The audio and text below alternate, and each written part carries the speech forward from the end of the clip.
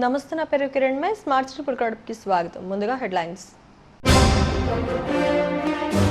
ప్రపంచంలో భారత్ అజేయ శక్తిగా నిలబడాలని శ్రీవారిని ప్రార్థించారు. తిరుమల శ్రీనివాసుని దర్శించుకున్న కేంద్ర మంత్రి కిషన్ రెడ్డి. కేంద్రం ప్రకటించిన ఆర్థిక ప్యాకేజీతో సామాన్యుడికి ఒరిగిందేమీ లేదు. సిపిఐ రాష్ట్ర కార్యదర్శి రామకృష్ణ విమర్శ. దివంగత పివిజి రాజు విద్యాభివృద్ధికి చేసిన సేవలు చిరస్మరణీయం. వర్ధంతి కార్యక్రమంలో సింహాచలం దేవస్థానం చైర్పర్సన్ సంచయిత గణపతి. ప్రపంచంలో భారత్ అత్యంత శక్తివంతమైన దేశంగా తయారయ్యే శక్తిని ప్రసాదించారని శ్రీవారిని వేడుకున్నట్లు కేంద్ర హోంశాఖ సహాయ మంత్రి కిషన్ రెడ్డి తెలిపారు. తిరుమల శ్రీవారిని కుటుంబ సభ్యులతో కలిసి దర్శించుకున్నారు. రంగనాయక మండపంలో అర్చకులు ఆశీర్వదించగా TTD chairman YV Subba Reddy, EO Jawahar రెడ్డిలు స్వామివారి ప్రసాదాన్ని అందజేశారు. అనంతరం కిషన్ రెడ్డి మీడియాతో మాట్లాడారు. దేశాన్ని అత్యంత బలమైన శక్తిగా రూపొందించడంలో కృషి చేస్తున్న ప్రధానమంత్రి నరేంద్ర మోడీ, హోంమంత్రి అమిత్ షాలకు ఆరోగ్యాన్ని, శక్తిని ప్రసాదించారని స్వామిని వేడుకున్నట్లు మంత్రి చెప్పారు. దీపావళి పర్వదినాన్ని శ్రీవారి ఆశీస్సులు తీసుకోవడం ఎంతో సంతోషంగా ఉందని అన్నారు. తిరుమల తిరుపతి వెంకటేశ్వర స్వామి దర్శనం చేసుకుని ఈ పర్వదినాన స్వామివారి ఆశీస్సులు తీసుకొని మరి ప్రార్థించడం జరిగింది. దేశంలో ఈరోజు అనేక రకాల సమస్యలు ఉన్నాయి. మన దేశ సరిహద్దుల్లో, చైనా సరిహద్దుల్లో కానీ, పాకిస్తాన్ సరిహద్దుల్లో కానీ మరి ఉద్రిక్తమైనటువంటి వాతావరణం ఉంది. ఈ సమస్య నుంచి మన దేశాన్ని గట్టెక్కించాలని మన దేశ ప్రధానమంత్రి నరేంద్ర మోడీ గారు, మన దేశ హోంమంత్రి అయినటువంటి అమిత్ షా గారి ఆరోగ్యం మంచి శక్తినిచ్చే విధంగా, దేశాన్ని సమర్థవంతంగా ముందుకు నడిపే విధంగా ఆశీస్సులు అందజేయాలని, ఆ రకంగా కరోనా మహమ్మారి నుంచి సమస్త మానవాళిని కూడా రక్షించాలని భగవంతుని ప్రార్థించడం జరిగింది. నాకు పూర్తి విశ్వాసం ఉంది, రానున్న రోజుల్లో మన దేశం ప్రపంచంలో మరింత శక్తిశాలిగా ముందుకెళ్లే విధంగా వెంకటేశ్వర స్వామి ఆశీస్సులు మనకు అందజేస్తారనేటువంటి విశ్వాసం ఈ సందర్భంగా వ్యక్తం చేస్తా ఉన్నాను. దీపావళి పర్వదినాన యావత్ మరి స్వామివారి భక్తులందరికీ కూడా కేంద్రం ప్రకటిస్తున్న ఆర్థిక ప్యాకేజీ వలన సాధారణ ప్రజానికానికి ఏం ఒరుగుతోందని సిపిఐ రాష్ట్ర కార్యదర్శి రామకృష్ణ సూటిగా ప్రశ్నించారు. విజయవాడ పార్టీ కార్యాలయంలో ఆయన మీడియాతో మాట్లాడారు. పారిశ్రామికవేత్తలకు ప్రయోజనం చేకూరేలా ఈ ప్యాకేజీ మారిందని ఆరోపించారు. గ్రామీణ పేదలు, వలస కార్మికులను దృష్టిలో పెట్టుకుని ప్యాకేజీ ప్రకటించారని కోరారు. అమరావతి రాజధాని ప్రాంతాన్ని ధ్వంసం చేయాలని ఏడాదిగా సీఎం జగన్మోహన్ రెడ్డి కుట్రలు చేస్తున్నారని మండిపడ్డారు. తాజాగా పోలవరం ఎత్తు తగ్గించే ప్రయత్నాలు చేస్తున్నారన్న వార్తల నేపథ్యంలో ఆందోళన వ్యక్తమవుతోందని అన్నారు. 22న పోలవరాన్ని సందర్శించి ఓ కార్యాచరణ ప్రకటిస్తామని చెప్పారు.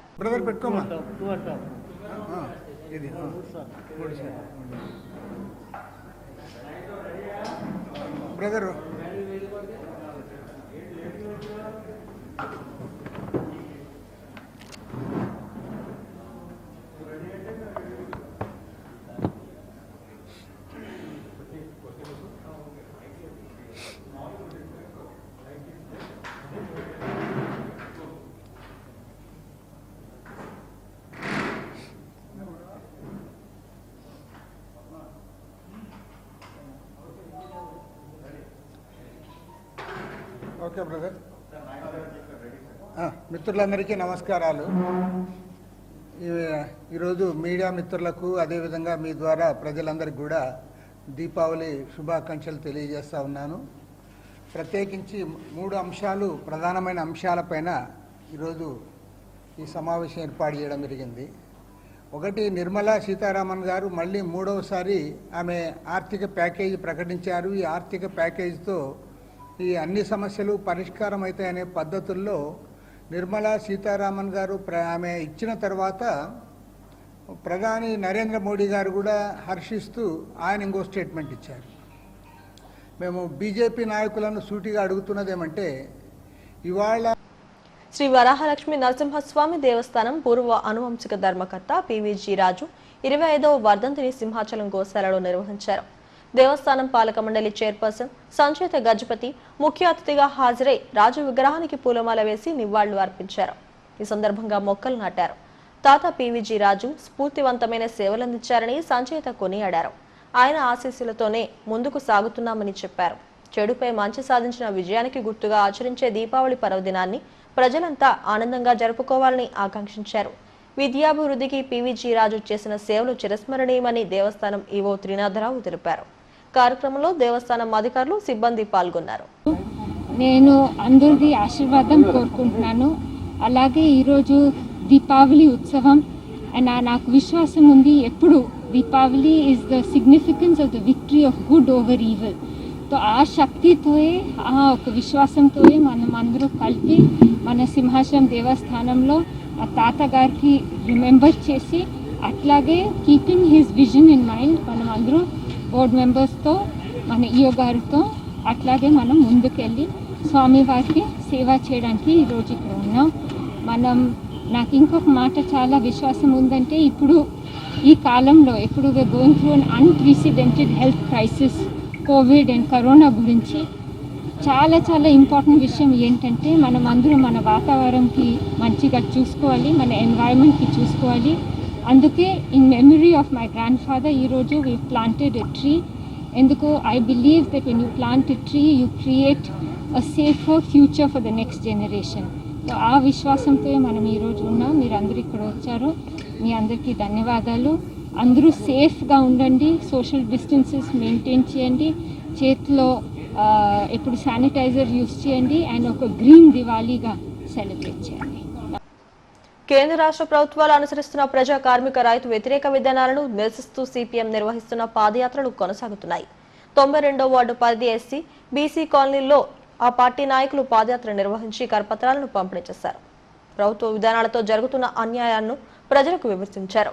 కేంద్రంలోని మోడీ సర్కారు నష్టపోతున్నారని సిపిఎం నేతలు వెంకటరెడ్డి, వెంకటరావులు ఆందోళన వ్యక్తం చేశారు. ధరలు ఆకాశాన్ని అంటుతున్నా నియంత్రించడంలో ప్రభుత్వాలు విఫలమవుతున్నాయని మండిపడ్డారు. బీజేపీ మోడీ ప్రభుత్వానికి, రాష్ట్రంలో ఉన్నటువంటి అధికారంలో ఉన్నటువంటి వైసీపీ ప్రభుత్వం కానీ, ప్రతిపక్షంలో ఉన్నటువంటి తెలుగుదేశం పార్టీ కానీ వంతపాడుతూ బీజేపీకి ప్రభుత్వంతో కుమ్మక్కవుతూ ఉన్నారు. కేంద్రంలో ప్రజా వ్యతిరేకమైనటువంటి రైతు బిల్లులు 3 తెస్తే దానికి సిగ్గు లేకుండా వైసీపీ ఎంపీలు అలాగే టీడీపీ ఎంపీలు సపోర్ట్ చేయడం జరిగింది. అందువలన బ్లాక్ మార్కెట్ మీద నియంత్రణ కోసం ఉన్న చట్టాన్ని సవరించడం ద్వారా బ్లాక్ మార్కెట్ చేసేవాళ్ళు మొత్తం నిత్యావసర సరుకులన్నింటినీ కూడా దాచేసి కృత్రిమ కొత్తను సృష్టించి ఈ రోజున రైతు దగ్గర 5 రూపాయలు ఉల్లిపాయలు కొని ప్రజలకి మాత్రం 50 రూపాయలు కేజీ, అలాగే 100 రూపాయలు. అధికారంలో ఉన్నటువంటి కేంద్ర రాష్ట్ర ప్రభుత్వాల ప్రజా వ్యతిరేక విధానాల మీద నవంబర్ 7వ తేదీ నుంచి 15వ తేదీ వరకు ప్రజా చైతన్య యాత్రలు ఇంటింటికి తిరిగి కరపత్రాలు పంచి ప్రజలని సన్నద్ధం చేసేటటువంటి పని సిపిఎం పార్టీ చేపట్టడం అనేది జరిగింది. మిత్రులారా, వైసీపీ వాళ్ళు కూడా విజయ యాత్రలట, జన చైతన్య యాత్రలట వాళ్ళు చేస్తున్నారు. మేము అడుగుతున్నాం ఒకటే, కిలో 100 రూపాయలు ఉల్లిపాయ అమ్ముతున్నారని విజయం సాధించారా? దేశవ్యాప్తంగా జరిగిన ఉప ఎన్నికలు, బీహార్ సార్వత్రిక ఎన్నికల్లో బీజేపీ ఘన విజయం సాధించిన సందర్భంగా తుని నియోజకవర్గంలో బీజేపీ జనసేన కార్యకర్తలు భారీ ర్యాలీ నిర్వహించారు. దుబ్బాక ఉప ఎన్నికల్లో బీజేపీ అభ్యర్థి రఘునందన్ రావు సాధించిన విజయం తెలుగు రాష్ట్రాల్లో భవిష్యత్తు విజయాలకు నాంది అని నేతలు అన్నారు. ఈ కార్యక్రమంలో వెలగ ఈశ్వరరావు, నాగం రంగారావు, రాంబాబు, బాబురావు తదితరులు పాల్గొన్నారు.